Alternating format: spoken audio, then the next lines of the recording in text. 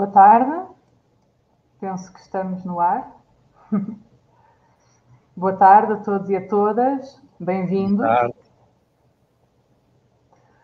Porque às segundas há museus, sejam bem-vindos ao terceiro webinar da Rede Cultura 2027.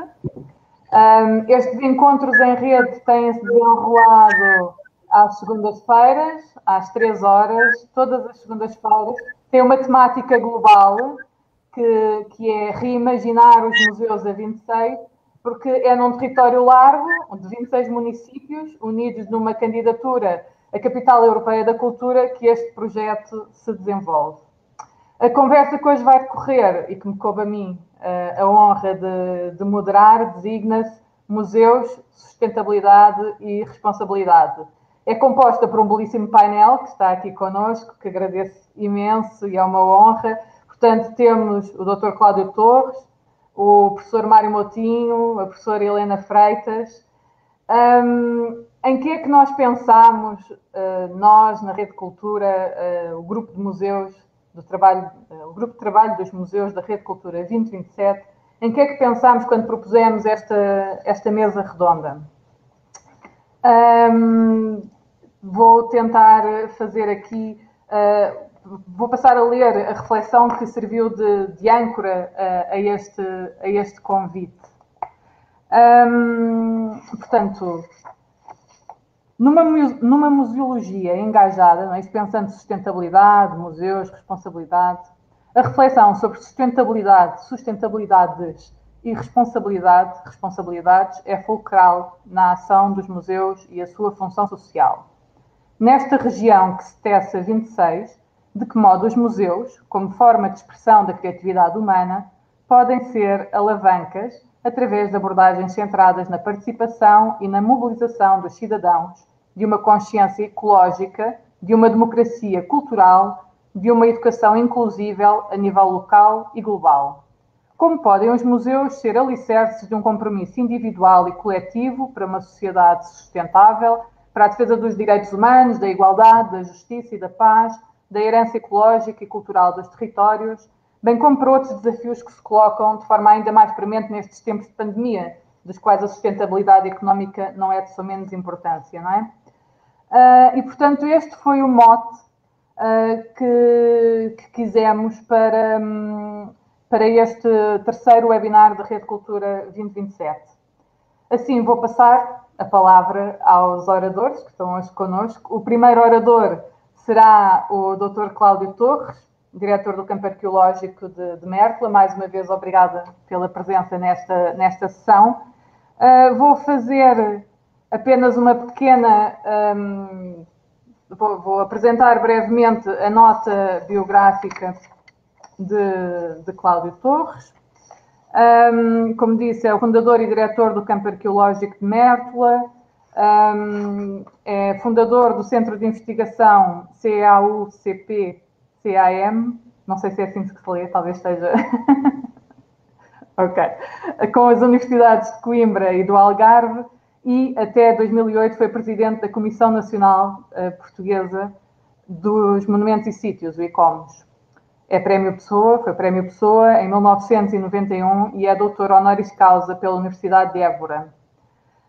Tem um vastíssimo e invejável currículo ligado à história da arte medieval, também foi chefe de divisão sociocultural na Câmara Municipal de Mértola, diretor do Parque Natural do Val de Guadiana, é representante de Portugal, foi eleito em 2001 representante de Portugal no Comitê do Património Mundial da Unesco e tem diversos trabalhos publicados e uma reflexão ativa sobre estas questões do património, da sustentabilidade. Antes de passar a palavra ao Cláudio Torres, queria só lembrar que esta conversa, este encontro em rede, está em direto no Facebook da página da Rede Cultura 2027 e que quem está a assistir é também um participante ativo. É assim que nós gostamos de ver estas conversas que estão online, não é? Não sendo possível estar presencialmente, mas também gostaríamos que quem está a assistir fizesse as suas intervenções através do chat, colocando comentários e questões que depois da ronda de apresentações, 10, 12 minutos para cada orador, passávamos então a uma conversa mais interativa com quem está a assistir a esta sessão. Assim sendo, passaria a palavra ao Dr. Cláudio Torres. Muito obrigada. Sim, senhor. Pronto. Então, e quanto tempo é que tenho? 10 minutos, 12 minutos. À volta disso. Está bem. Pronto, eu não gostaria de fazer aqui uma espécie de intervenção teórica, e sim um pouco a história, digamos, porque é que estou aqui nesta aventura. Estou aqui há 40 anos, aqui em Mértola, e por acaso o que é interessante nesta aventura é como é que isto começa, como é que arranca, porquê, e porque eu nunca andei dedicados exclusivamente aos museus, como é evidente. Portanto, os museus é para mim um pouco uma forma, é um trabalho político principalmente, uma ação política de intervenção numa região. Portanto, é uma forma de guardar, expor, mostrar uma série de coisas que a gente quer mostrar, quer valorizar. Agora, a questão é curiosa, porque eu dava umas aulas de História Medieval em Letras, em Lisboa, e aparece-me lá como aluno melhor, já morreu, coitadinho, mas que foi o Presidente da Câmara de Mértola, o primeiro Presidente da Câmara de Mértola depois do 25 de Abril. Foi eleito um jovem, nessa altura, e que estava ainda a acabar o seu curso. Portanto, foi um pouco através do Serrão Martins, que então era meu aluno em Lisboa, que íamos falando, íamos perguntando, mas então és de onde, fazes o quê na vida, estou Presidente da Câmara, sou de uma terrinha lá do fundo do mundo, lá do fundo do país, que eu não conhecia. Portanto, foi um pouco por aí que começámos a falar e houve uma certa curiosidade. Quer dizer, o que é aquilo, o que é esta coisa de Mértola, onde é que isto fica e o que é que tu fazes lá, ou melhor, o que é que queres fazer como Presidente da Câmara? É evidente que ele era comunista, portanto ele estava ligado, não era ainda bem, mas depois passou a ser.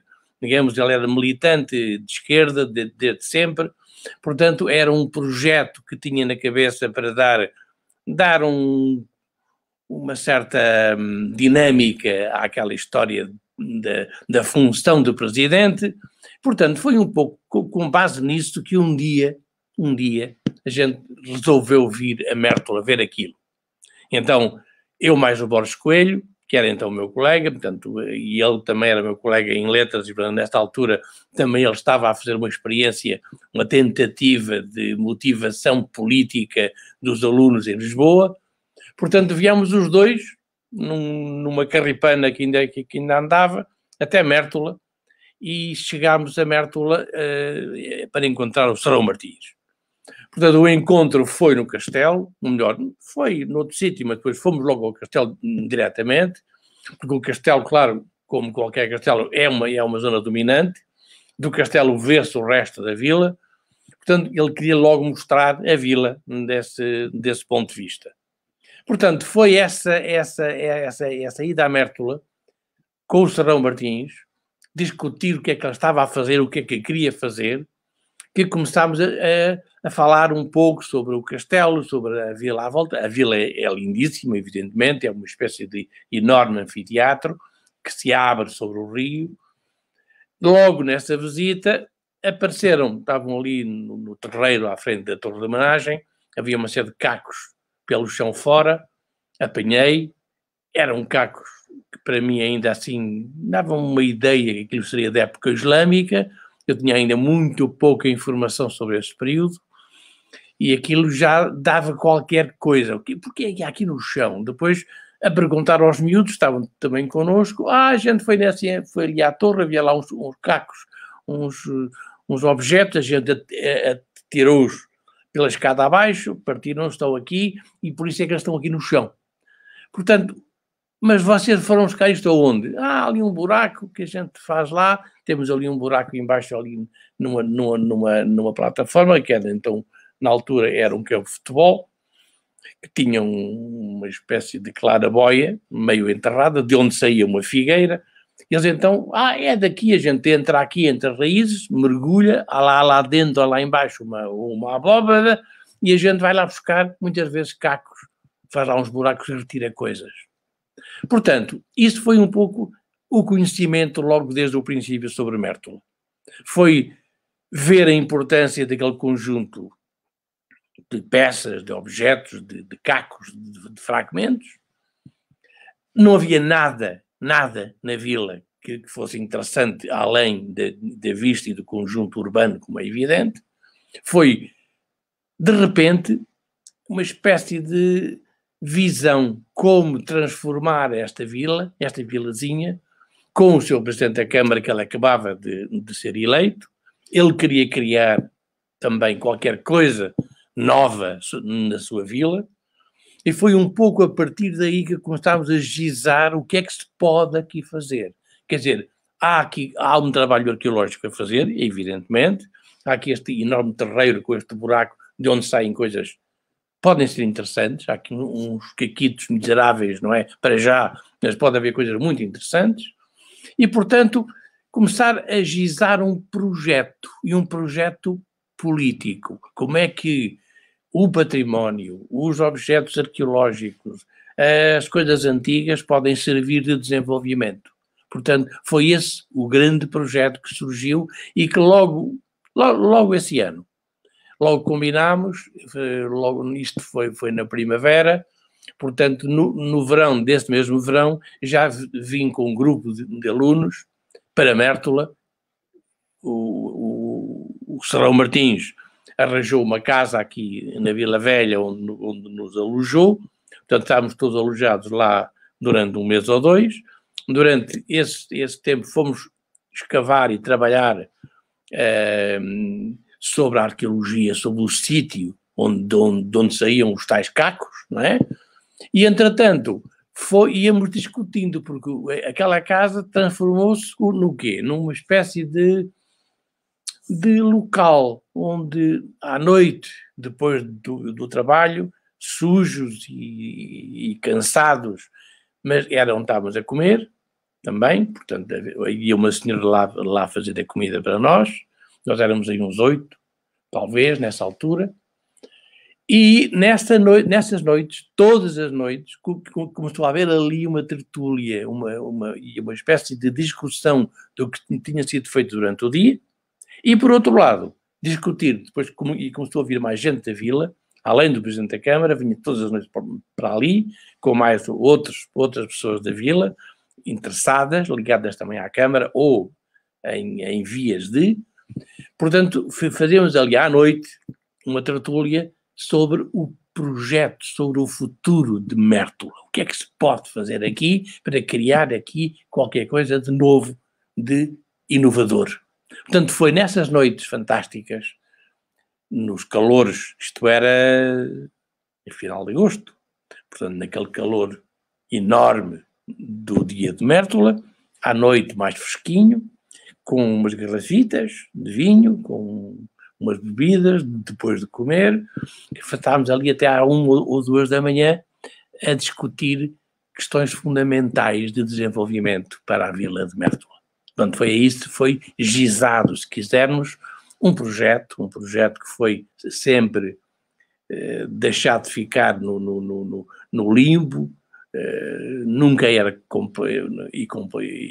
completo, não havia dinheiro, como é evidente, a Câmara de Mértola e na altura tinha uma única carrinha velha que mal andava, não havia ainda nada que fosse interessante, que pudesse sequer pagar ou ajudar a pagar a nossa estadia.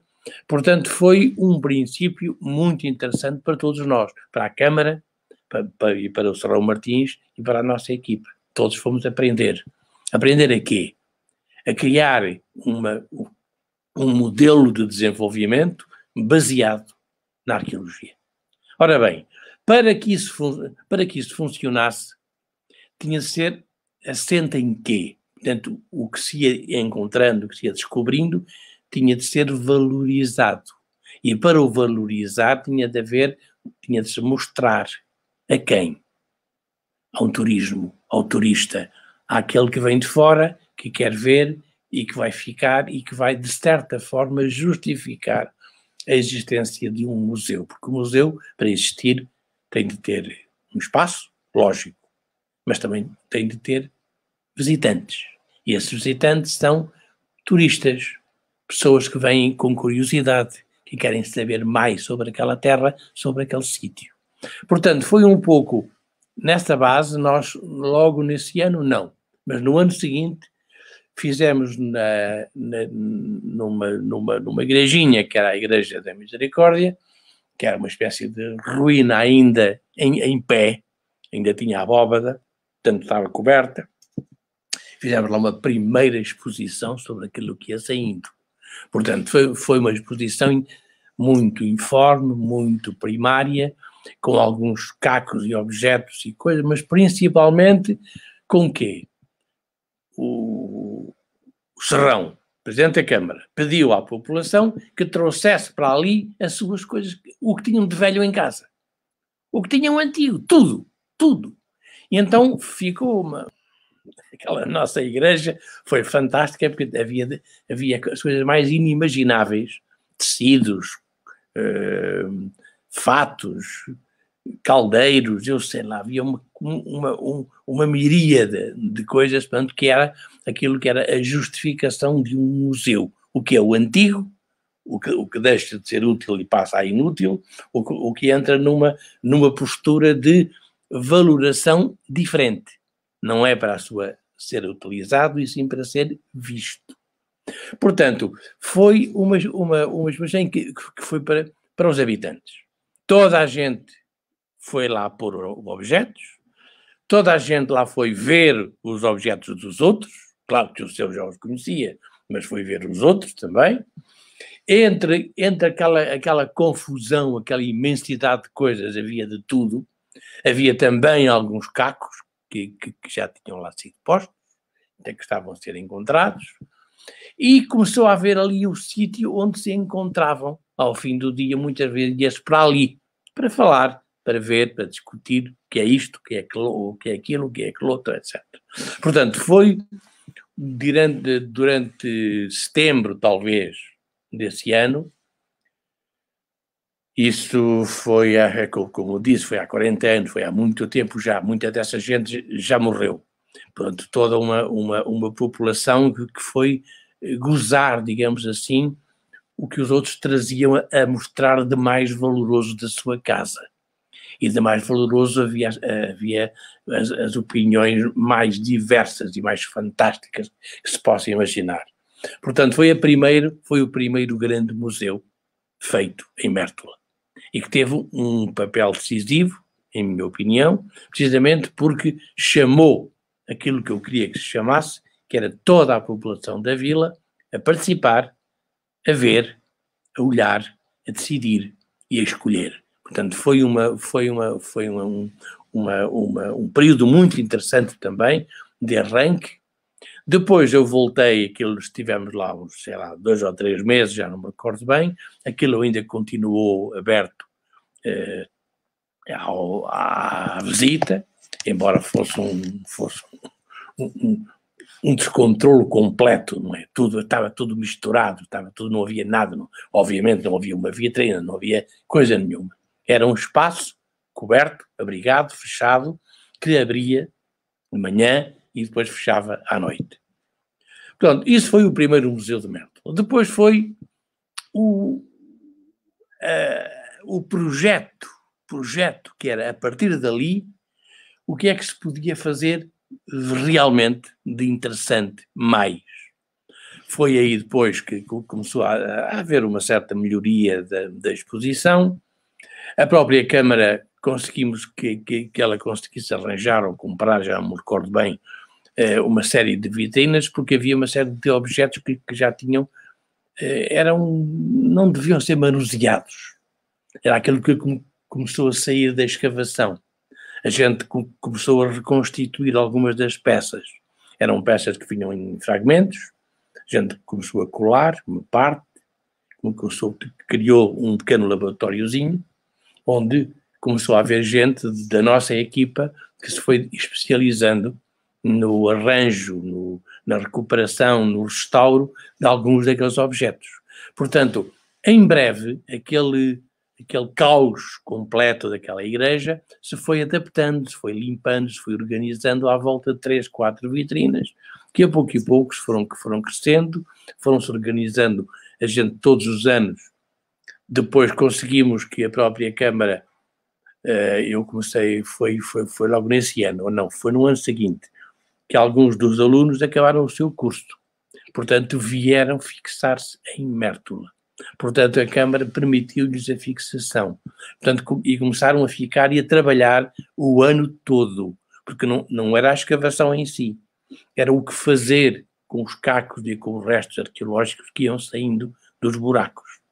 Não é? Portanto, todos eles, nós estávamos num nível interessante, desconhecido, perfeitamente desconhecido hoje, ainda em Portugal, que era um nível do 11, 12, portanto, da época islâmica. Os objetos que estavam a sair eram desconhecidos. Havia só, eu também nunca tinha visto, como é normal, também andava à procura, andava a ver, havia um pouquito em Córdoba, havia um pouquito em Sevilha, havia já qualquer coisa parecido, não é? Ou semelhante, ou mesmo da mesma família. Portanto, tudo isso, ao longo dos meses que não estávamos, eu ia-me também interessando e procurando e bisbilhotando em vários outros museus da Península Ibérica e principalmente Norte África. Eu já havia um certo contacto com a Norte África que eu nunca tinha perdido. Portanto, começou a haver um interesse naquele local, ali naquela vilariazinha, que nesta altura já tinha à volta de 1.500 habitantes. Era um sítio do fim do mundo, não tinha... Estava longe de tudo, estava a 50 quilómetros de Beja, já Beja era longe de tudo, portanto, era um sítio onde não se passava. Portanto, era um sítio onde tinha de haver qualquer coisa que começasse a interessar ir lá de propósito, porque era preciso haver desvios. Para isso, para o Algarve, ninguém ia por Mértola, como é óbvio, até porque as estradas eram péssimas. E às curvas e contra-curvas, etc. Portanto, a pouco e pouco começou a organizar-se com a Câmara, sempre com a Câmara, porque o Serão Martins estava lá. Havia uma identidade completa de pontos de vista políticos, como fazer, o que fazer e de que maneira se poderia fazer. E, portanto, toda a organização de uma estrutura de apoio que nós dávamos como técnicos, começaram a fixar-se alguns dos alunos, algumas dos jovens começaram a ficar lá, passando lá o ano todo, iam trabalhando criou-se um pequeno laboratório, havia zonas de restauro. Claro que todos nós estávamos a aprender, eu também nunca tinha feito na vida restauro de cerâmica, como é normal, portanto, todos aprendemos a fazer esse trabalho com os cacos à frente, com as peças à frente. Portanto, todos nós fomos aprendendo como organizar e dar valor ao objeto, porque meia dúzia de cacos não valem nada. Esses cacos bem colados e expostos de uma certa forma criam um valor excepcional. Transformam-se de nada ou de quase nada em muita coisa importante. Portanto, isso foi um trabalho de muitos anos. Aí uns 10 anos em que trabalhámos ali a fazer, até que a pouco e pouco íamos olhando, porque aquilo não é só o caco arqueológico, nem é só a época islâmica. Era importante começar a olhar mais à volta.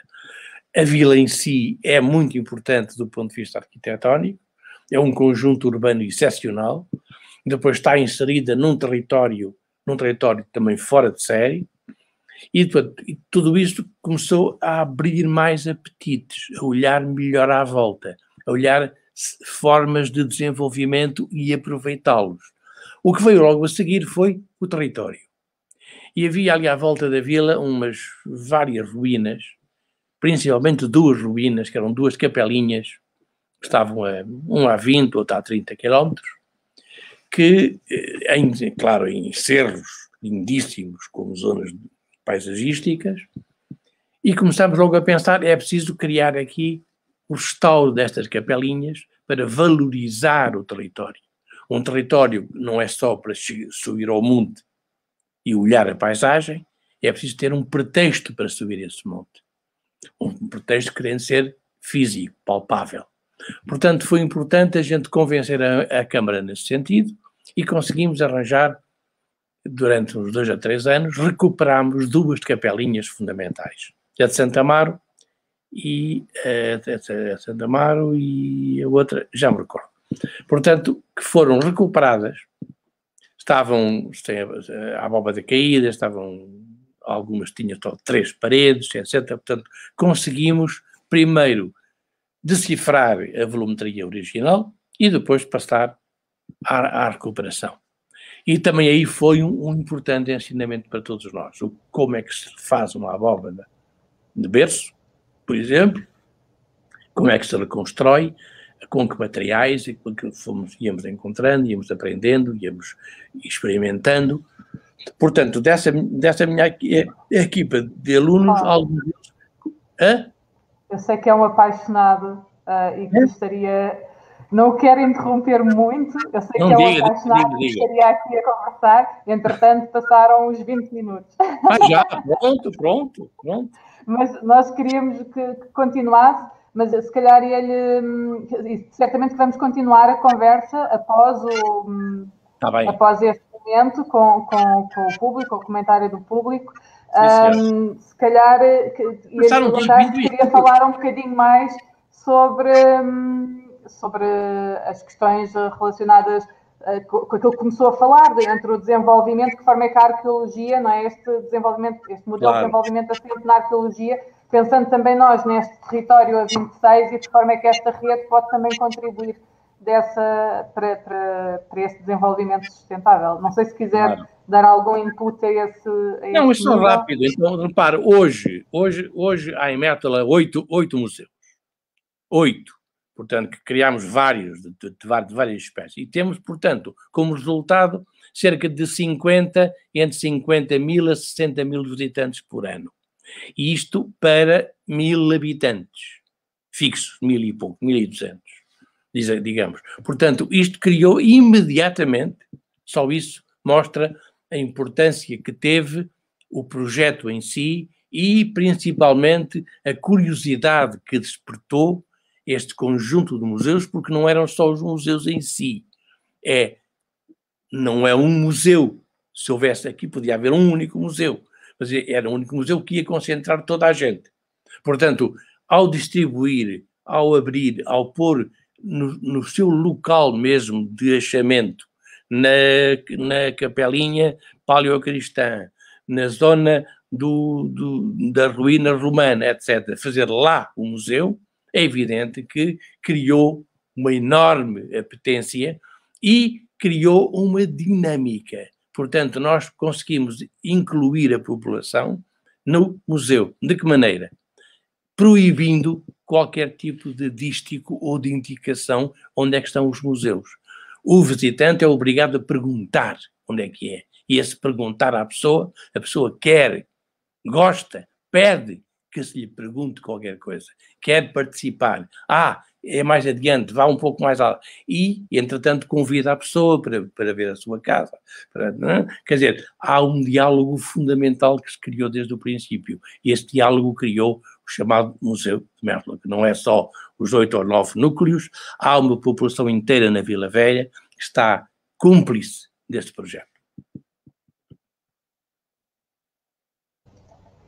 Que inspirador. Peço desculpa por ter esta minha obrigação também, não é? Claro, a gente... Mas é um prazer ouvi-lo. E o que eu acho fascinante nesta questão desta museologia engajada, como nós dizíamos, é este amor, não é? Que transparece também por parte de quem a pratica. E isso é perfeitamente visível na sua fala, daí que seja também um prazer tão grande. Já percebi que existem alguns comentários que depois vamos poder ir buscar no prolongamento da nossa conversa. Muito obrigada.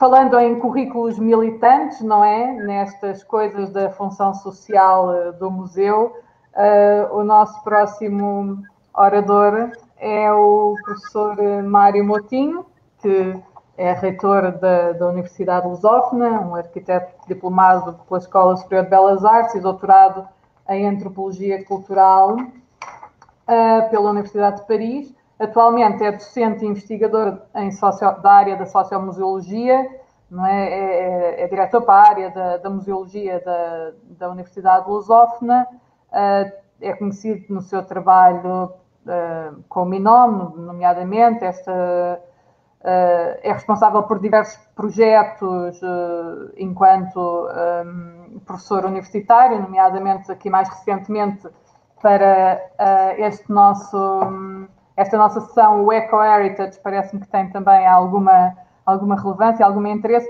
e no caso concreto da ligação ao território da Rede Cultura 2027, tem aqui nesta área geográfica a sua intervenção no terreno associada ao Museu de Monte Redondo.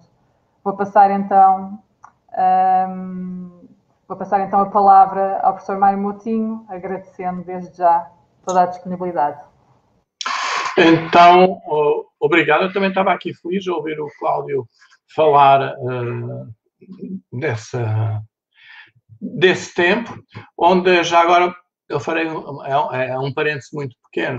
Estávamos na mesma altura, aproximadamente, na Faculdade de Letras, e no pós-25 de Abril, estávamos em 76, 77, por aí, e o professor Viegas Guerreiro, que superintendia o meu trabalho lá na faculdade, ele dizia-me assim: rapaz, tu estiveste a fazer um doutoramento sobre os lapões na Suécia e aqui em Portugal ninguém se vai interessar algum dia pelos lapões, tens é que olhar para algures, para alguma terra cá em Portugal e trabalhar, fazer uma monografia, qualquer coisa. Eu não estava lá muito motivado, mas de qualquer maneira segui o conselho e fui para a minha aldeia, para Monte Redondo. Foi num período de Páscoa, já com a disposição de olhar e ver o que é que se poderia, o que é que eu conseguiria fazer a partir daquela aldeia. E foi aí que eu me apercebi a quantidade de património material que estava espalhado e perdido por todos os cantos. É uma terra que tem a infelicidade de não ser pedra, como é Mértola, é uma terra de areia onde tudo desaparece. Portanto, nós não temos nenhuma capelinha com 5 ou 6 séculos ou 10 séculos de existência. Nós temos adobe, e a adobe derrete e desaparece e mais nada. E nessa terra nunca tinha passado ninguém, nem Dom Afonso Henriques por lá passou, nunca houve uma batalha, nunca houve nada. Enfim, era um território, quase que diria desolado, quando olhávamos só para o território, mas no fundo acabou por se revelar como algo, como todas as terras, como todos os locais, um lugar com uma história, um lugar com uma comunidade, um lugar onde era possível fazer coisas. E aí, de facto, ao longo destes anos todos, me tenho vinculado, mesmo os anos todos que estive exilado em França, mantive sempre um contacto muito estreito com essa povoação, onde ainda hoje continuo envolvido com muitos trabalhos no museu que lá existe. Nós temos um só e já não teremos 8 museus. Bom, eu peço desculpa, não cumprimentei a professora Helena Freitas há um pouco, foi muito rápido a chegada, mas então eu vou partilhar convosco algumas reflexões, pensando na minha região, óbvio, pensando no projeto de Leiria, capital da cultura, para 27, e gostaria de partilhar o meu ecrã aqui. Vamos cá ver se corre tudo bem. Está partilhado. Está partilhado como deve ser ou não partilhado como deve ser? Estava partilhado, mas era a parte do StreamYard. A parte de quê? Aqui das nossas carinhas, não era propriamente então, a apresentação. eu vou refazer, partilhar ecrã, janela de aplicação, era isto que me estava a faltar, apresentação, partilha. E agora? Está certo. Hã? Está certo? Está certo, está certo. Pelo menos a mim está-me a aparecer, creio que também estará aos restantes. Avance, Tá muito bom. obrigada. Então, cá vamos. Bom,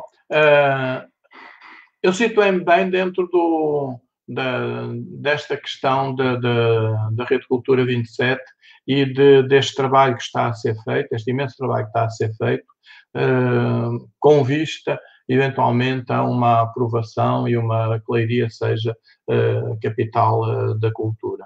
Em 27, ou seja, são 6 anos que há pela frente, e desses 6 anos quer se ganhe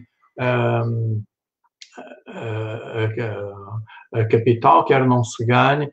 Acho que há 6 anos de trabalho a fazer e esses 3 anos podem marcar um antes e um depois desta iniciativa da Câmara de Leiria. Bom, naturalmente eu peguei naquilo que eram as 2 perguntas que foram colocadas pela Raquel Janeirinho e que dizem muito claramente de que modo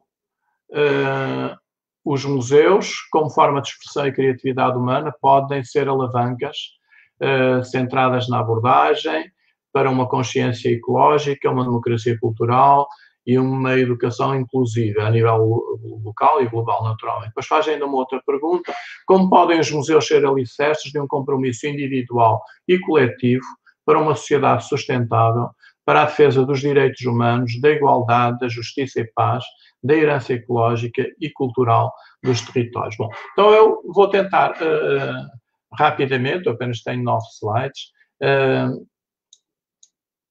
responder à minha maneira a estas perguntas.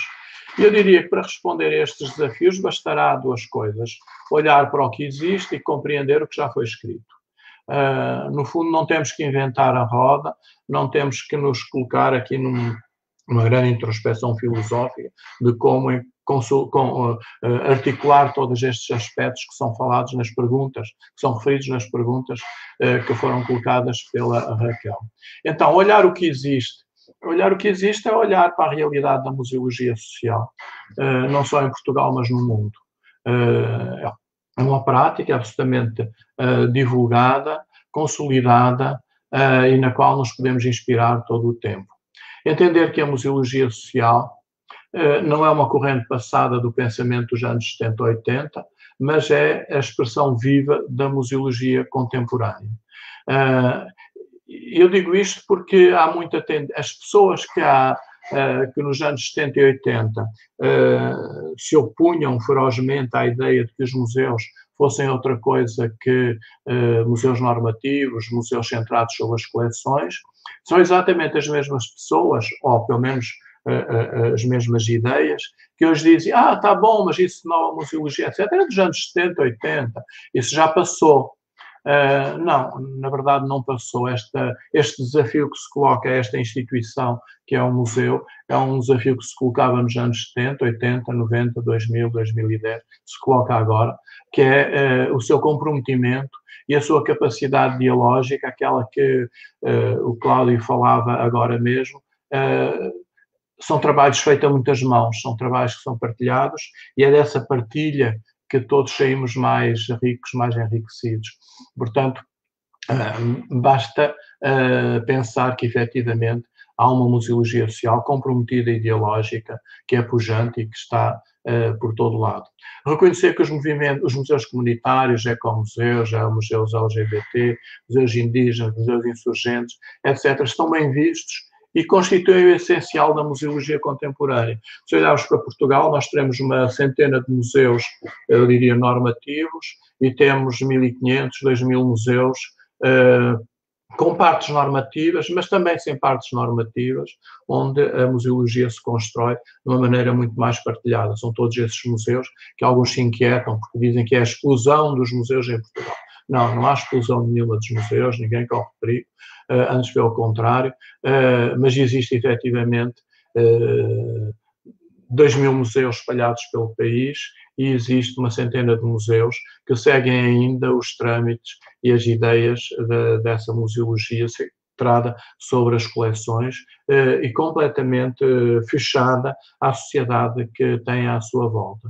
Enfim, reconhecer também que a sociedade está em permanente mudança, acho que é essencial, na medida em que, se pensamos num museu fixado no tempo, ou fixado para um tempo, perdemos uma dimensão que é aquela em que vivemos, que é aquela que muda todos os dias. E é nessa mudança que nós podemos inscrever a ideia de um museu útil, digamos assim. Mas compreender o que já foi escrito, pois é evidente, nós não temos que descobrir muita coisa. Nós temos apenas 2 referências que marcam estes 50 anos de reflexão sobre a museologia: a Declaração de Santiago do Chile, que foi uma iniciativa do ICOM e da Unesco em 72, e as recentes recomendações da Unesco sobre os museus em 2015. Estes 2 documentos dão-nos pontos de referência, em particular o último sobre da Unesco, nos mostra em como estes 50 anos dos anos 70 para cá têm sido férteis em criar, em construir uma realidade, a dar ao museu um local social, no fundo, que ele pouco tinha, e que agora é reconhecido e é plasmado num documento que é uma recomendação aos países membros da Unesco para que, efetivamente, essa dimensão do comprometimento e de logicidade estejam articulados. E, enfim, aceitar, já que não temos que pensar tudo desde o primeiro dia, pensar que há muita gente que trabalha, uma escola de pensamento, a sociomuseologia, que é uma área das ciências sociais e que segue os caminhos epistemológicos de outras áreas, como a própria sociologia pública, ou a antropologia pública, ou a própria arqueologia pública, em que se estabelece uma relação entre a dimensão científica de um determinado trabalho, mas a sua aplicação não apenas num sentido de olhar e de observar essa realidade, mas num sentido de intervenção e, inclusive, de superar os desafios que se colocam nas comunidades onde estes processos se desenvolvem. 2 palavrinhas sobre a declaração da Unesco. Eu não vou ler tudo, aqui no segundo parágrafo. Os museus deveriam ser lugares abertos a todos e comprometidos com a acessibilidade física e cultural para todos, inclusive aos grupos desfavorecidos. Eles podem constituir-se como espaços de reflexão e debate sobre temas históricos, sociais, culturais, científicos. Os museus devem também promover o respeito aos direitos humanos, à igualdade do género. Os Estados-membros devem encorajar os museus a desempenhar todas estas funções. Ora bem, isto não são coisas dos anos 70, são coisas do tempo contemporâneo, são ideias e metas que um museu hoje em dia deve ter presente. E relativamente a Santiago do Chile, que foi uma reunião extremamente importante nos anos 70 e 72, que o museu é uma instituição ao serviço da sociedade. Agora não é talvez tão novo, mas na altura era novo, da qual é parte integrante, também não era evidente, agora é evidente, e que possui nele mesmo os elementos que lhe permitem participar na formação da consciência das comunidades que ele serve, ou seja, ajudar e contribuir para a consciência, para um pensamento crítico, que é talvez uma das coisas mais importantes pelas quais devemos batalhar, que é esse, que ele pode contribuir para o engajamento dessas comunidades, engajando-se nas mudanças de estrutura em curso e provocando outras mudanças no interior de suas respectivas realidades nacionais. Claro, e juntam ainda uma coisa, que a transformação das atividades dos museus exige a mudança progressiva na mentalidade dos conservadores e dos responsáveis pelos museus. Talvez isto seja ainda a parte mais difícil, visto que mudar as mentalidades, abrir a possibilidade de se pensar o mundo de outra maneira é sempre bem mais complicada. Mas tudo isto para dizer, então, com esta base, olhando para o que existe e tentando compreender o que já foi escrito, eu pensei aqui como poderíamos elaborar para estes 6 anos uma política pública para os museus dos 26 municípios que estão associados a esta iniciativa, e que pudesse definir com clareza objetivos a atingir. Portanto, bastante uma reflexão muito prática, muito pés no chão. E os princípios orientadores, que eu diria que uma política pública para Leiria, capital da cultura, no que diz respeito aos museus, teria como princípios orientadores, poderia ter, abrir os museus às problemáticas contemporâneas do mundo em que vivemos. Não estamos a fazer mais do que a reconhecer as recomendações da Unesco. Assumir uma visão diferenciada da cultura baseada na sua dimensão simbólica, identitária, naturalmente, mas cidadã, que é isso que procuramos, e económica. Tudo isto o Cláudio nos falou há um pouco, apesar de parecer que estava a contar a história, ele no fundo estava-nos a mostrar a dimensão simbólica, cidadã e económica do trabalho de Mertla. E, enfim, fui buscar as palavras à professora Sara Barriga, que na semana passada fez uma apresentação no âmbito deste mesmo seminários, Liberdade, Participação e Inclusão, em que ela caracterizou como ativismo museal uma prática museológica moldada a partir de valores eticamente informados, ou seja, politicamente comprometidos, que se destina a provocar mudanças políticas, sociais e ambientais. Pois bem, uma política pública para os museus dos 26, poderia assentar nestes princípios. E então haveria que pensar um conjunto de linhas de ação para essa política pública que se inscreveria nesses objetivos. Estimular as iniciativas culturais já existentes é fundamental. Significa reconhecimento e confiança. Quer se queira, quer não, há uma separação grande entre as pessoas que trabalham no campo, fora dos espaços municipais, fora dos espaços de poder, e que raramente há um reconhecimento pelo trabalho que é feito. Ora bom, estimular essas iniciativas culturais já existentes significa esse reconhecimento, e o reconhecimento traz uma mútua confiança. É preciso uma linha de ação, promover o desenvolvimento institucional dos museus, é evidente, com melhor organização há melhor desempenho.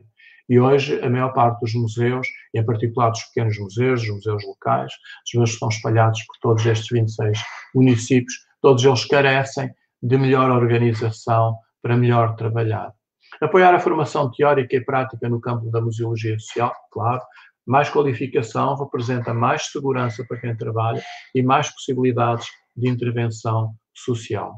Valorizar e proteger o património cultural, sob a guarda dos museus dos 26. Quem ama, cuida. A valorização do objeto, como Cláudio estava a referir, é disso que estamos a falar. Todos estes museus têm coleções, todos estes museus são coleções partilhadas, são coleções construídas de forma participativa. Naturalmente elas precisam de ser valorizadas e protegidas. E isso passa por uma política pública intermunicipal, ou municipal, se quiserem.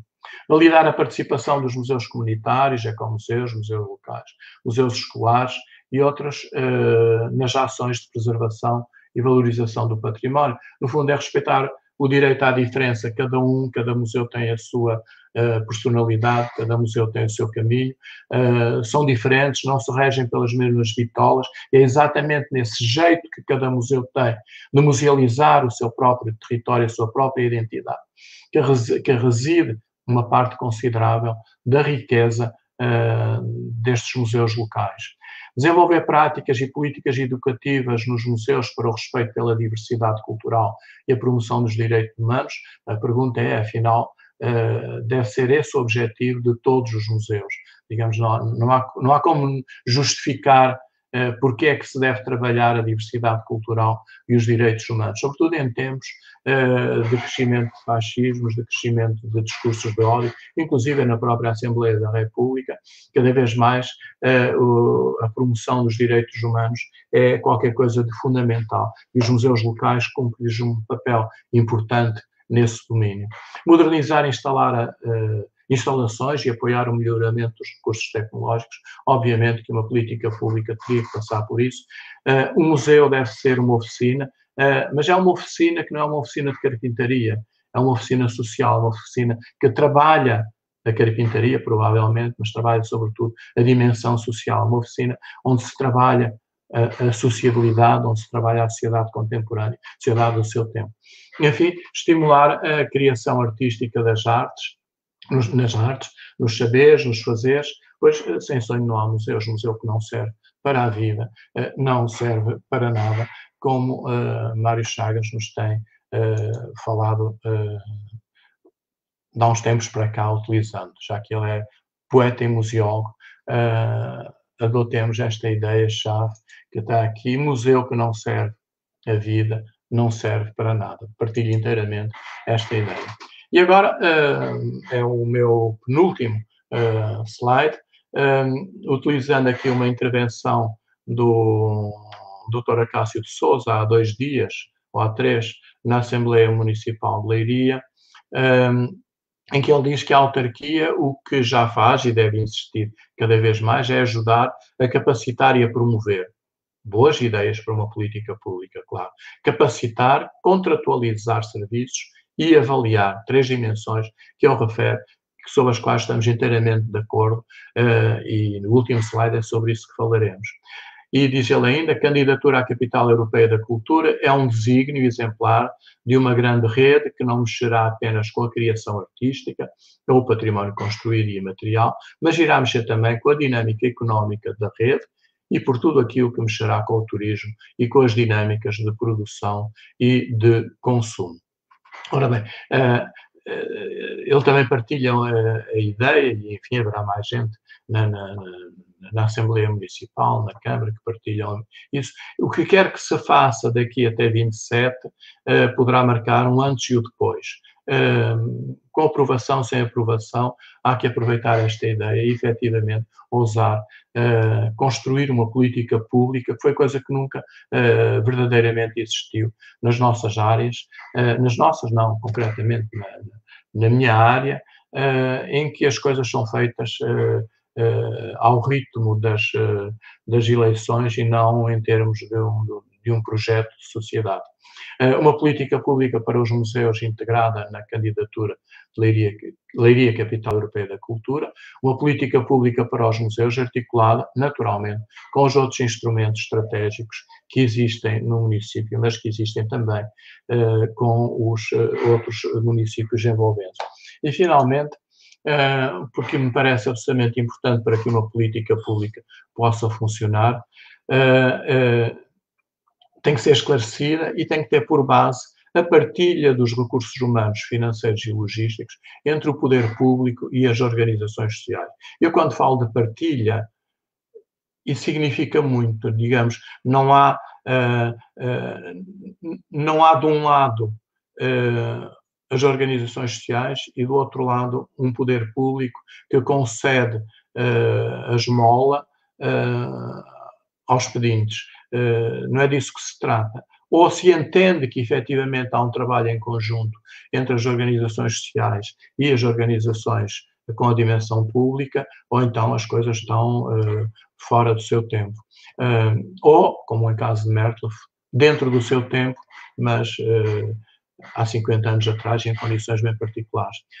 Ou seja, o avançar de uma política pública passa pela avaliação conjunta dos projetos. É preciso acabar de vez com a humilhação do pedido de subsídio, acabar de vez com as comissões de avaliação autoritárias. Promover a avaliação paritária dos projetos me parece ser a chave do sucesso de tudo isto. Ou seja, quando há um projeto, há que sentar à mesma mesa os representantes das organizações, os representantes da Câmara, e em comum ver como é que ambos se podem entreajudar e como é que podem colaborar, neste caso concreto, neste projeto, pelo que ele pode significar muito interessante. Exige naturalmente um esforço de concertação entre os 26, gritamos que não seja fácil, e existe também a definição de prioridades e de recursos.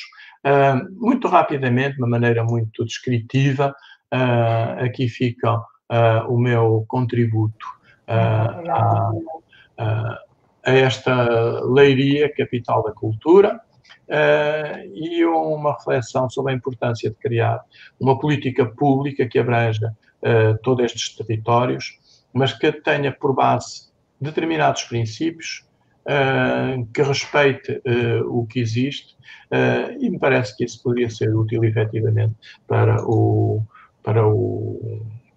município, para as pessoas, para todos nós que trabalhamos nesta área. Pronto, era mais ou menos isto. Obrigada. Foi muito rápido, mas eu também não queria ser muito fora do meu tempo.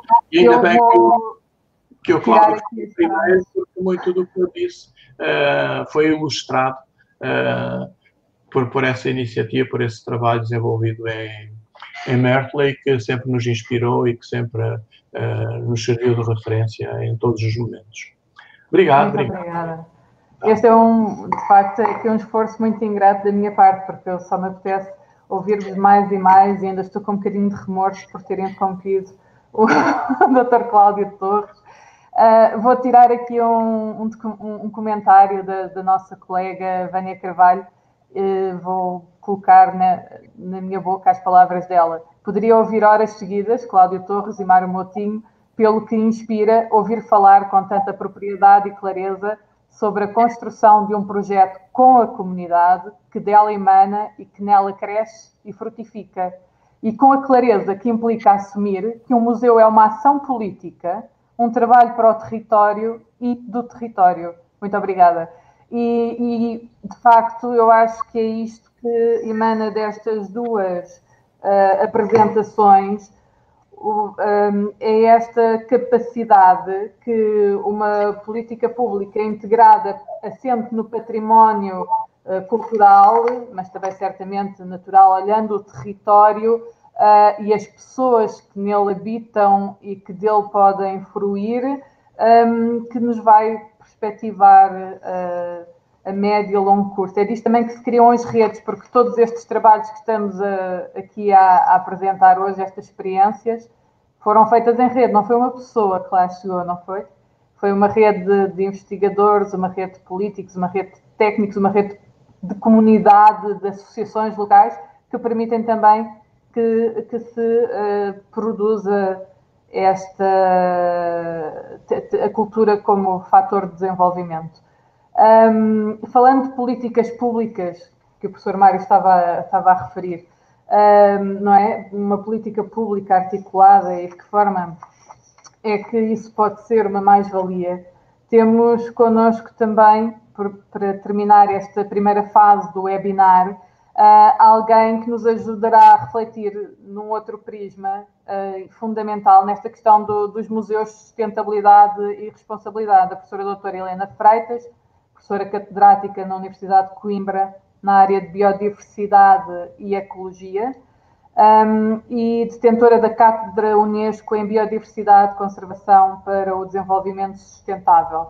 Ocupou diversos cargos de relevo, tal como vice-reitora da Universidade, diretora do Jardim Botânico da Universidade de Coimbra, presidente da LPM, da Sociedade Portuguesa de Ecologia, está à frente de unidades de investigação de referência e foi coordenadora da Unidade de Missão para a Valorização do Interior, tendo coordenado o Programa Nacional para a Coesão Territorial. Dizer ainda que em 2000 foi-lhe atribuída a comenda da Ordem do Infante Dom Henrique pelo Presidente da República. Vou passar a palavra à professora Helena, certa que será também agora, numa outra perspectiva, também muito inspiradora para nós e para este território a 26. Obrigada.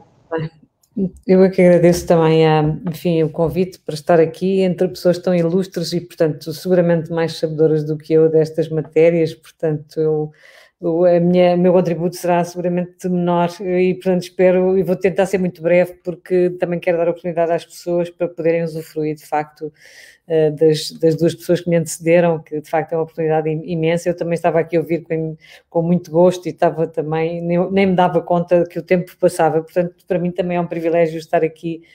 O Cláudio é uma das personalidades que eu mais admiro também em Portugal, exatamente pelo extraordinário trabalho que ele soube fazer, portanto, a missão de vida que ele teve e que tem, e que é realmente muito inspiradora para todos nós. E talvez começasse por aí, porque, de facto, o que é verdadeiramente de muito inspirador para mim no legado do Cláudio é exatamente essa leitura que fez digamos, de uma oportunidade de valorizar um território a partir, como ele disse, a partir da arqueologia, no caso, foi ele mesmo que disse. Portanto, ele concluiu muito rapidamente que tinha ali uma oportunidade de a partir do cume olhar para todo aquele território, de facto perceber a sua diversidade, a sua dimensão, apropriar-se dele com uma simbiose também com as comunidades e, portanto, e fazer dessa leitura de facto uma oportunidade para o território.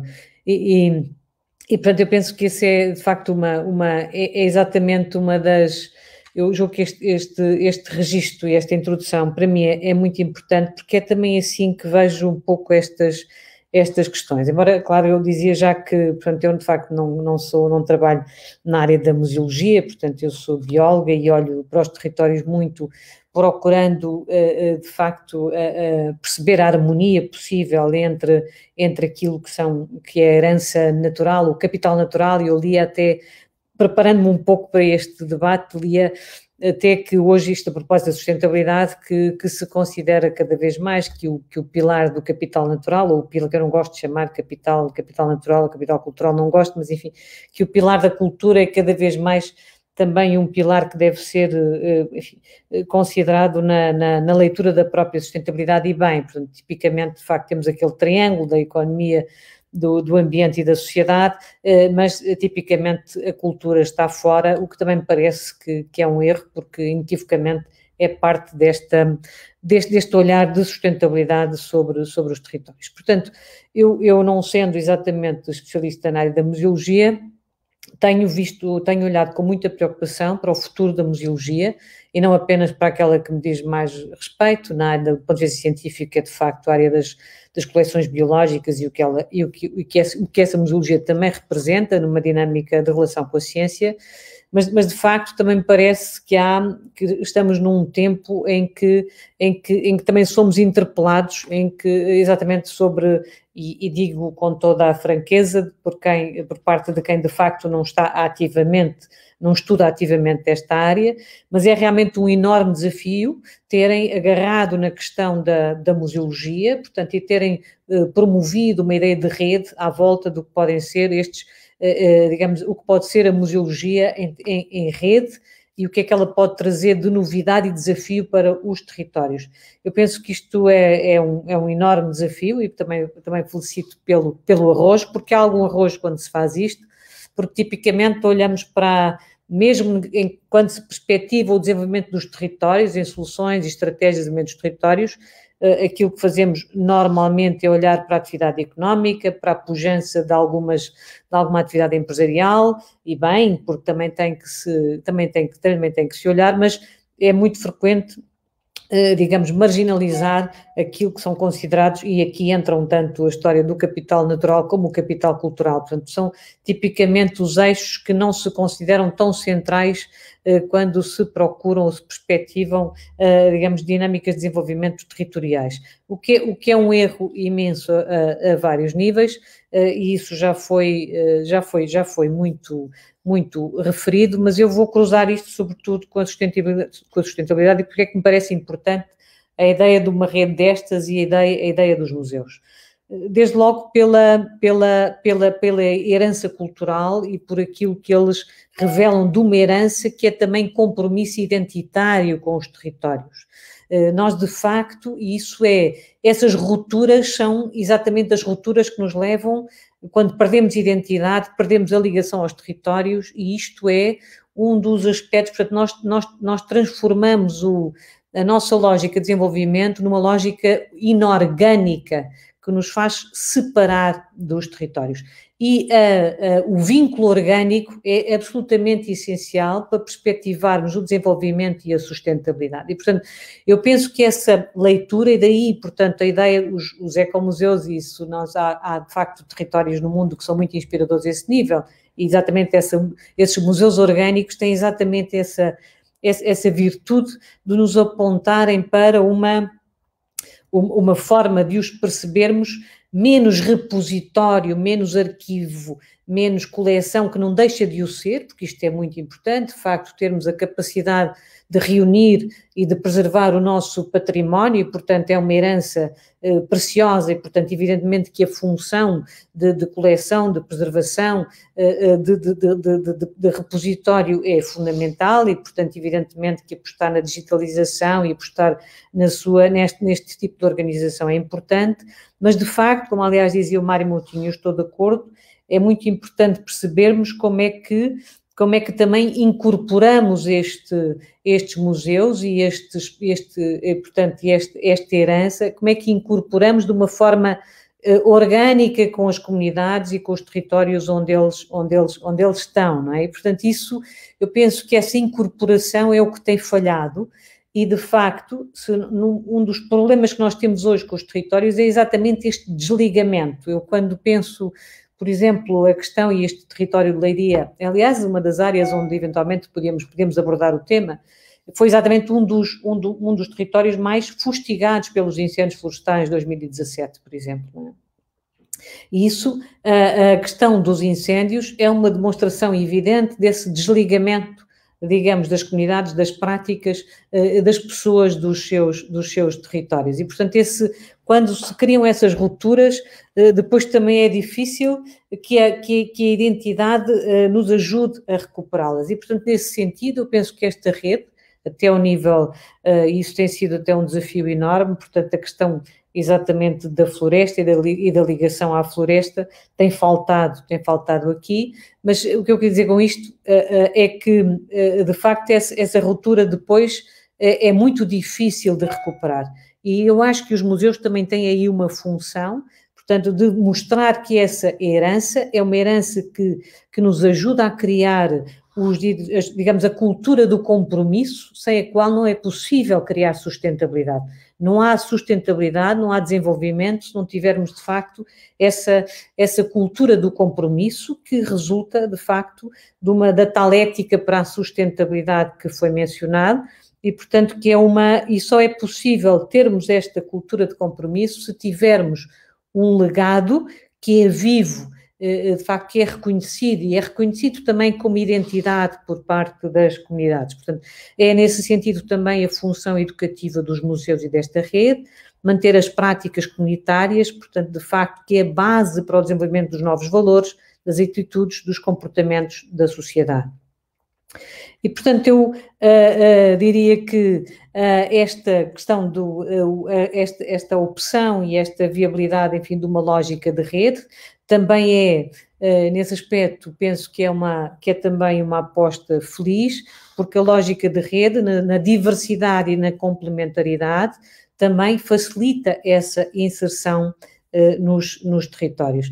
E, portanto, mas é um desafio em si mesmo, porque, digamos, cada entidade que constitui a rede terá a sua própria missão, terá a sua singularidade e, portanto, terá que encontrar a sua forma de dialogar com o território e com as comunidades, eventualmente identificar uma missão individual ou como parte dessa rede, não é?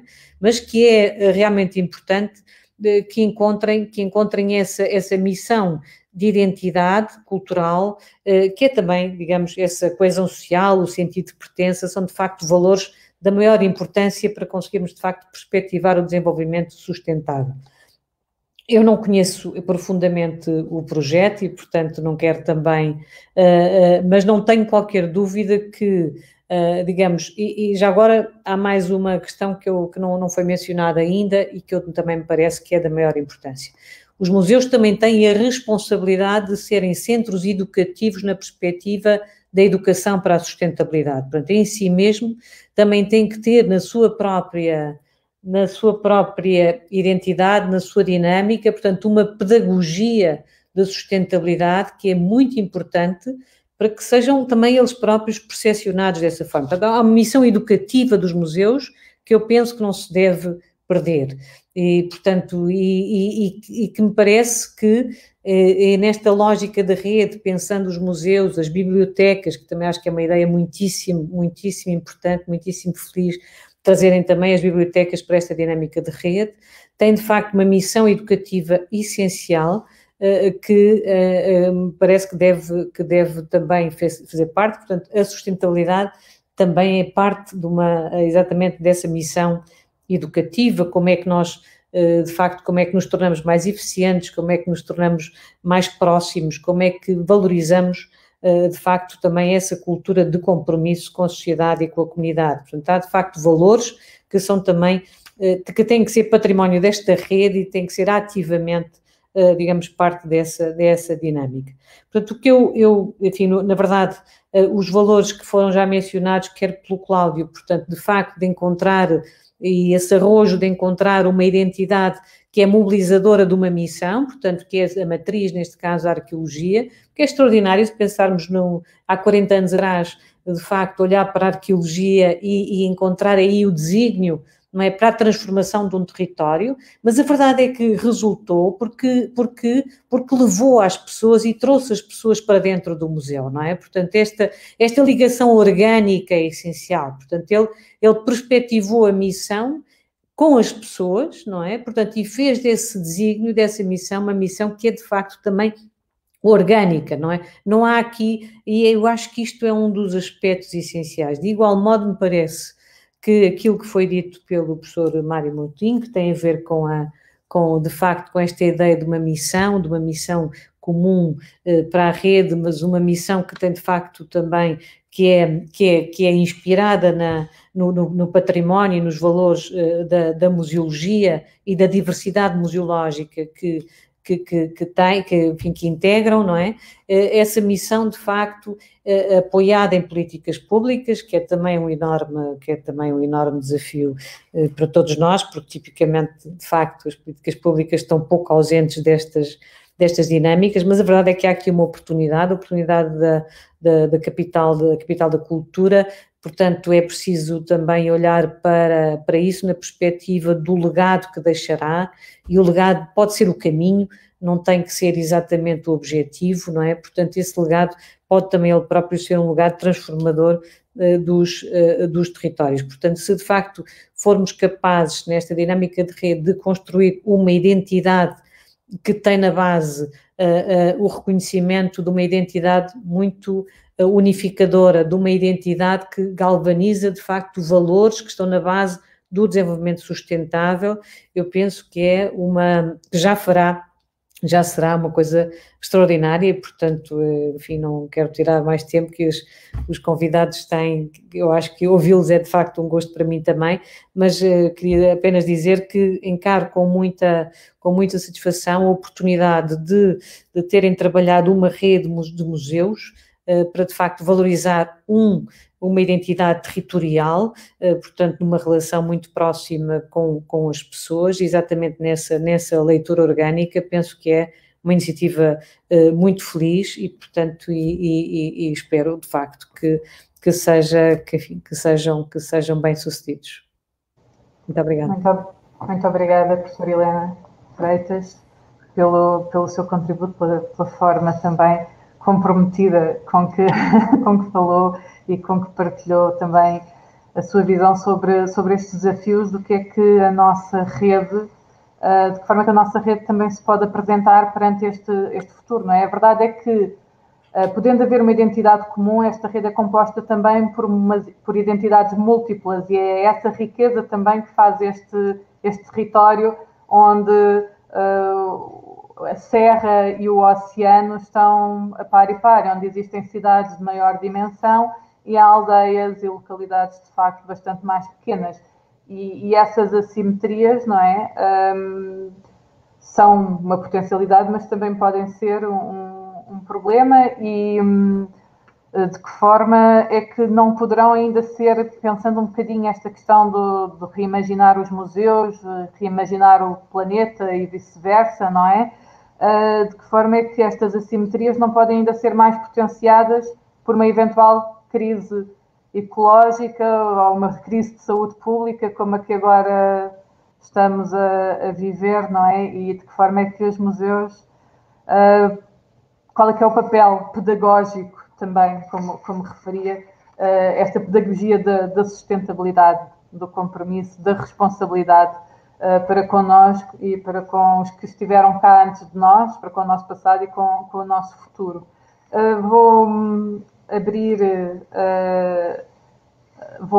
aqui a caixa de comentários, começando de um dos comentários mais antigos. Se calhar colocava aqui às 13h26 o Museu Agrícola de Riaches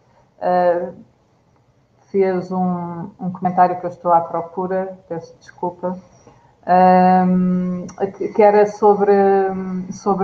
era para o professor Cláudio Torres, mas pensando o seguinte, dizia: no início do museu, onde todos tinham o seu património, um pouco de si, foi de fácil aceitação a reestruturação deste espaço pela comunidade?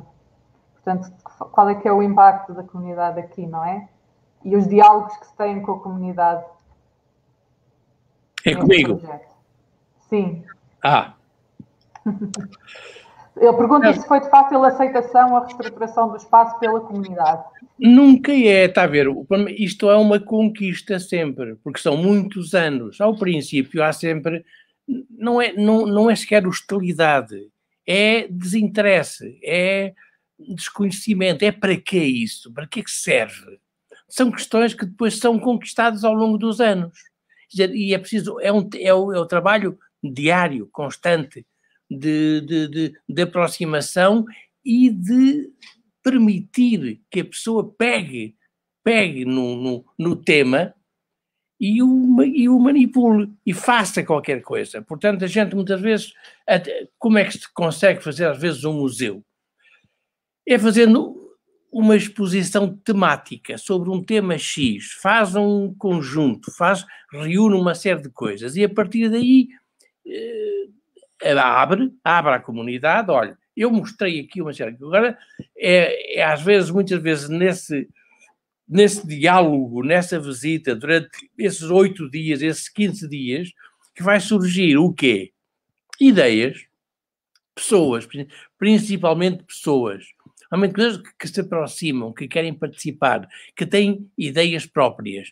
E muitas vezes é nesse contexto desse chegar perto da pessoa que surge uma outra ideia que não tinha ainda aparecido. Por exemplo, nós agora aqui temos aqui a causa de Mértola aqui é o rio. É o rio que está aqui. E é um rio que porquê que é o rio? Porque é um rio que está a 70 km do mar, mas que é um rio navegável. E foi navegável porque teve, portanto, barcos. Quem é que fez os barcos? Como é que é a técnica? Quando é que foram feitos? De que maneira? Portanto, neste momento agora estamos à procura de guardar alguns dos últimos barcos daqui da zona para tentar que alguém pegue naquilo, organize, saiba fazer, saiba reconstruir, saiba reparar, saiba mostrar o que era um barco e que tipos de barcos havia. Quer dizer, isso já não vou ser eu, porque eu já pifei, já estou perto do fim, acabou. Agora, outros certamente poderão pegar nesse tema, ou em tantos outros temas, que podem dar solução ou resposta a perguntas que ainda não estão respondidas. E são questões fundamentais sobre a região, sobre zonas ainda escuras, de técnicas, por exemplo, o mundo da mulher, técnicas de organizar, de costurar, por exemplo, é um mundo que as mulheres tiveram ao longo dos séculos e têm imensos saberes.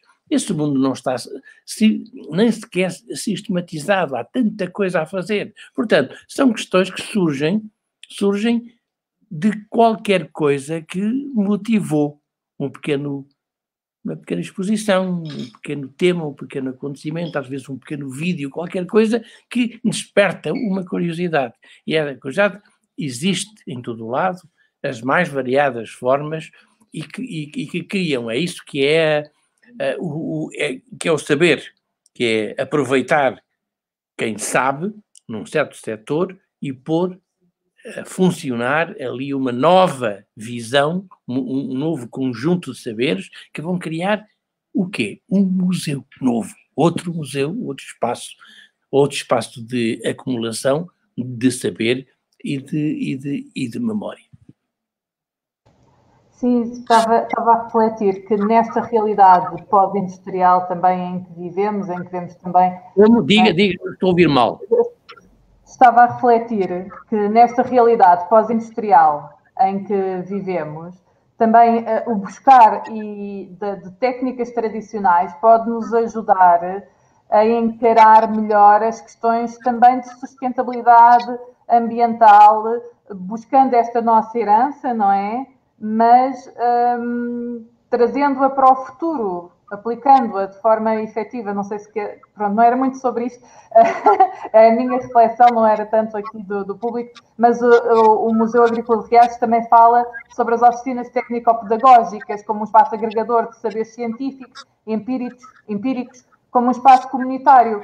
Porquê isso? Porque nós podemos ir buscar estes saberes, seja com alguns milénios, algumas centenas de anos, para trazer para a realidade atual e perspectivar um futuro mais sustentável, também através dessas técnicas. Claro. Querem falar um pouco? Alguém mais? Isto é chato de ser eu só. Mário, força. Professora Helena, não sei. Não meto a foice em seara alheia. Eu estou muito de acordo com essa leitura. Quer dizer, eu estou muito de acordo com essa leitura. Acho, eu há pouco até depois não... Quer dizer, eu até olharia com muito bons olhos, uma vez que esta rede é uma rede também de inserção territorial, eu até acharia muito interessante que tivessem um programa exatamente assente na compreensão da diversidade dos territórios que ela abrange, não é? Até me parecia muito bem que é provável que algumas zonas até tenham mais rio, outras tenham mais floresta, outras tenham mais, enfim, montanha, não é? E, portanto, um programa que até valorizasse essa diversidade dos contextos até me parece uma grande oportunidade e uma ideia muito feliz, não é? Portanto, essa compreensão e aceitação dessa diversidade. Mas relativamente ao que disse, ao legado e de que forma é que esse legado é transposto para encontrarmos soluções para o futuro, eu não tenho qualquer dúvida que há uma imensa oportunidade aí e até me parece também, e é uma das leituras que hoje faço com toda a convicção, porque, de facto, vou-lhe dar um exemplo que o auditor identificará, que é uma coisa que eu procuro hoje intensamente, que é, por exemplo, nas zonas rurais. Nós falamos hoje, tipicamente, fala-se hoje como uma ideia muito moderna, as chamadas soluções de base natural. Portanto, que são, de facto, formas de olhar para a natureza e procurarmos exatamente, imagine, por exemplo, como é que temos melhores sistemas de rega mais eficientes, ou como é que temos socalcos que preservam o solo. Portanto, isso, no fundo, há uma série de técnicas que são técnicas tradicionais de organizar a paisagem e os territórios, que, no fundo, hoje podem ser entendidas e interpretadas à luz dos desafios que são as tais soluções de base natural, com o apoio da tecnologia, das engenharias, de novas profissões, que de facto nos podem até ajudar a refuncionalizar. Portanto, no fundo, há funções que podem ser refuncionalizadas, que os arqueólogos conhecem bem estas expressões, e que são da maior importância, porque hoje, aquilo que era, por exemplo, um terraço que me permitia suster o solo e manter a sua condição, a aptidão agrícola, não é, ou florestal, hoje é também, por exemplo, uma forma muito eficaz de garantir a umidade no solo e que me previne os incêndios florestais, por exemplo. E, portanto, hoje nós temos, de facto, e quem diz aqui, eu facilmente no âmbito das ofertas culturais e profissionais, e, portanto, em todo esse legado e nesse conhecimento que o Cláudio mencionava, por exemplo, há uma riqueza enorme, que é de uma imensa utilidade para perspectivarmos, de facto, o futuro, não é? E, portanto, se não podemos desperdiçar isso, e, portanto, acho que essas oficinas, de facto, são também uma grande oportunidade. Eu até sugeria que essas oficinas fossem conciliadas com dinâmicas do Instituto de Emprego e Formação Profissional, que possam mesmo até perspectivar novos empregos à luz desse conhecimento. Não, acho que isso é uma oportunidade flagrante e que este projeto pode identificar, acho que era um legado muito interessante, se conseguissem identificar aqui, de facto, até perspectivar novos empregos, não é? Novas soluções de empregabilidade a partir exatamente deste legado que estão a reunir e que estão a mostrar, que estão a revelar e que ganha dimensão pela soma, não é? Porque a soma também traz acrescenta valor e inspira para além. Acho que é uma enorme oportunidade. Portanto, para mim, isso é de facto uma das grandes valias deste projeto. Nesse sentido, há aqui um comentário da Maria Cecília Louraço que diz: a coesão do território e a abrangência de todas as suas vertentes culturais e não só de uma delas, cuja implementação e valorização como fator e meio de propaganda turística e política criam um desequilíbrio entre as diversas fases de uma região, deve ser condição básica e essencial para a sua valorização cultural e económica. E, portanto, a partir desta questão da coesão do território, não é? Sim, o fragmentar foi a nossa desgraça e deixar fragmentar também, intensificar essa fragmentação conduziu ao abandono, portanto, isso não tenho dúvidas que se conseguirmos de facto perspectivar, quer dizer, planos e programas de desenvolvimento que tenham presente esta coesão, eu acho que estaremos seguramente no bom caminho, portanto, acho que sim. O que a Rita Brites diz é o território e cada um dos seus intervenientes podem ser e são fundamentais para potenciar o património e as regiões nas mais diversas vertentes. Existem variados comentários que eu não vou estar aqui a ler, mas a agradecer a excelência das intervenções. Alguns deles não são perguntas, são reflexões, nomeadamente sobre a forma como a função social do museu, não é? Pode ser uma alavanca desta ação no terreno que todos queremos. Eu ia buscar aqui um comentário, pensando também noutras latitudes e longitudes, da Manuelina Duarte, que foi às 4h03, que diz assim: muito obrigado a Mário Moutinho e a Cláudio Torres, nesta altura a professora Helena ainda não tinha falado, pelas apresentações tão inspiradoras e provocativas. Eu gostaria de saber de que forma vocês pensam que estas experiências desenvolvidas em territórios como Monte Redondo e Mértola podem ter ressonância nas grandes cidades da Europa. Esta é uma questão que sempre me tem sido colocada pelos meus alunos da Bélgica, que associam experiências deste género a cidades menores ou a áreas rurais. Querem refletir um bocadinho sobre esta transposição de exemplos concretos em áreas rurais, interiores, mais desertificadas, talvez, e a potencialidade que isso teve para essas áreas e essa ressonância que a Manuelina fala, potencial em grandes cidades da Europa? Professor Mário Moutinho, talvez, para começar. Estou a reler o que ela diz, a forma como você vê. No fundo quando falamos disto, estamos apenas a falar de pequenos territórios, estamos apenas a falar de um museu como um museu de Monte Redondo, apenas sem nenhum juízo de valor, em que dizia, não tem território, não tem património nenhum de edificado, mas depois é nas suas gentes e nos outros patrimónios que cresce e que se alavanca e que se desenvolve, ou pode também ter alguma transposição para outras cidades? Eu tenho uma ideia um pouco pessimista sobre essa relação, porque eu acho que de facto a cidade está no essencial desligada do resto do território. As cidades estão desligadas do território envolvente.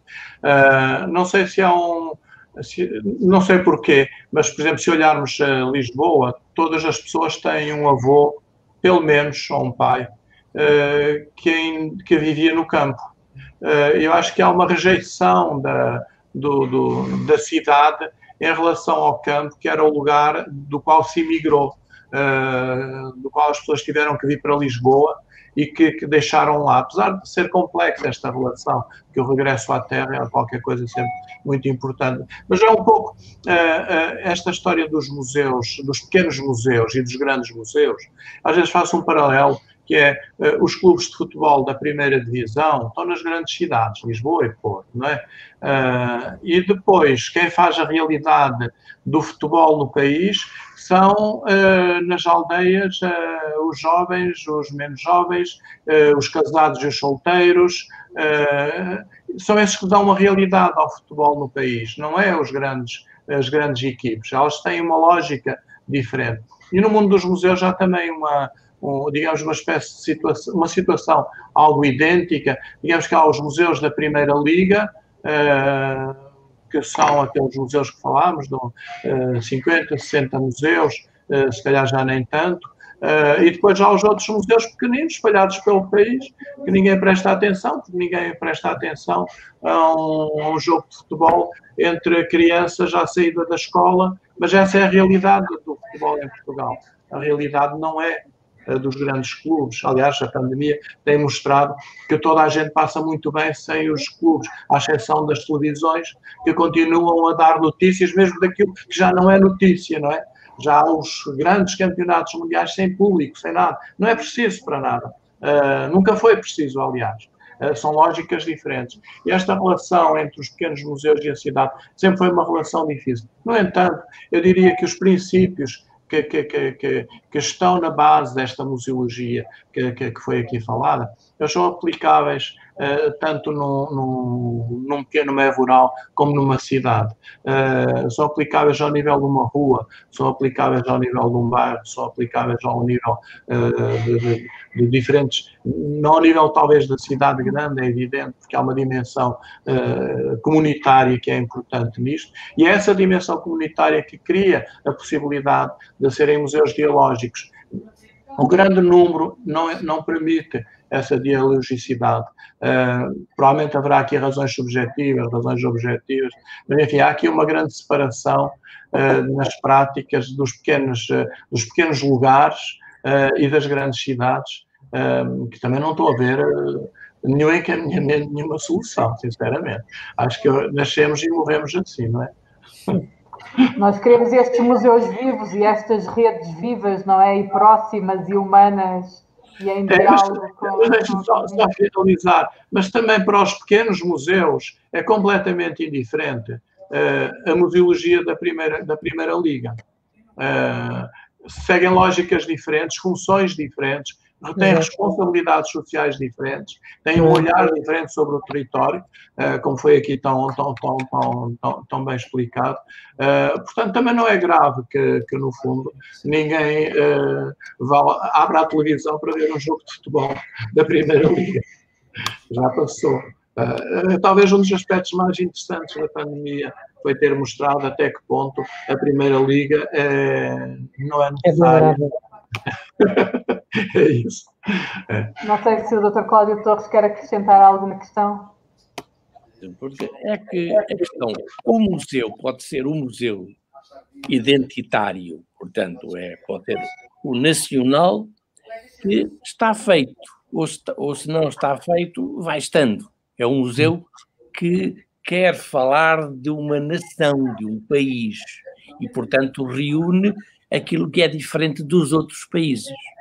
Agora, o que é realmente novo são os chamados museus regionais, micromuseus, porque vão dar uma dinâmica a um território que não tinha ainda qualquer fenómeno, resto identitário que definisse diferente dos outros. Portanto, há uma imensidade de hipóteses possível para criar um pequeno museu num pequeno núcleo, numa pequena região, num pequeno espaço. Agora, o que é importante para nós hoje é tentar não só encontrar, definir, organizar essa diferença, como principalmente tentar criar, através dessa diferença, desenvolvimento. Como é que se pode criar numa zona humilde, atrasada, esquecida, espezinhada, longe, qualquer motivo de desenvolvimento, de orgulho, porque para que haja uma paragem, haja um certo jovem que foi criado numa certa aldeia, que está motivado pela escola para ir embora, para ir para a cidade, porque aí é que está o desenvolvimento, aí é que está o futuro. Portanto, o que é que pode acontecer que não seja a miséria, nem o negativo, que o obriga a ficar na sua terra? Talvez haja condições para criar dinâmicas identitárias que por gosto, ele vá criar ou tentar criar uma forma de sobreviver na sua terra. E isso é, do meu ponto de vista, o papel fundamental dos museus, que é criar dinâmicas próprias numa certa região, micro ou macro-regional, não é? Que permita dar uma nova dinâmica, uma nova dignidade, uma nova força aos seus próprios habitantes, que já têm o seu saber local, já sabem coisas daquela zona, não de outras, daquela sua zona, e pode ser importante que esse saber seja decisivo para a sua manutenção na região. Portanto, em minha opinião, o museu local, o museu é uma espécie de memória local regional que tem de ser alimentada e desenvolvida de forma a que o habitante permaneça, fique, se desenvolva e se afirme e fique feliz a viver no seu microcosmos. Muito obrigada, muito obrigada. Eu penso que estamos a chegar ao fim da nossa sessão. Tínhamos combinado 1h30, já passou. Isto é boa, é um prazer. Eu acredito que a sessão permitiu-nos refletir como é que projetos distintos, em territórios distintos, se podem afirmar e de que forma é que estes territórios podem usar os recursos que têm de forma positiva, construtiva e em rede, e é isso que é fundamental. Queria lembrar que na próxima segunda-feira, dia 29 de março, continuamos a ter museus, e museus em rede, encontros em rede. O próximo é sobre a temática bastante atual do digital como forma de conexão. Às 3 da tarde, na página da Rede Cultura 2027, vamos ter a Doris Santos como moderadora, e como palestrantes o Alexandre Matos, a Patrícia Remelgado, a Célia Kiko e o João Mareco. Queria reforçar que foi um privilégio moderar este encontro em rede. Queria agradecer a cada um dos oradores toda esta partilha de saber, de experiências, de compromisso e de inspiração. Portanto, Mário Motinho, Cláudia Torres, Helena Freitas, muito obrigada. Queria agradecer à equipa técnica da Rede Cultura 2027, em especial ao Paulo e à Vera, por estarem sempre presentes e a incentivarem-nos nestas nossas divagações quando queremos convidar estes incríveis oradores e ainda por mais aceitam e partilham estes momentos connosco. Agradecer aos colegas que comigo partilham o plenário e, em particular, aqueles que fazem parte do grupo de trabalhos dos museus da Rede Cultura 2027, porque é nestas partilhas que se constrói uma rede. E, portanto, como a professora Helena Freitas disse, o legado é o caminho e que seja este caminho que nós vamos percorrendo e que nos continue a trazer em rede e comprometidos com a cultura e com o desenvolvimento sustentável deste nosso território. Obrigada a todos. Até à próxima.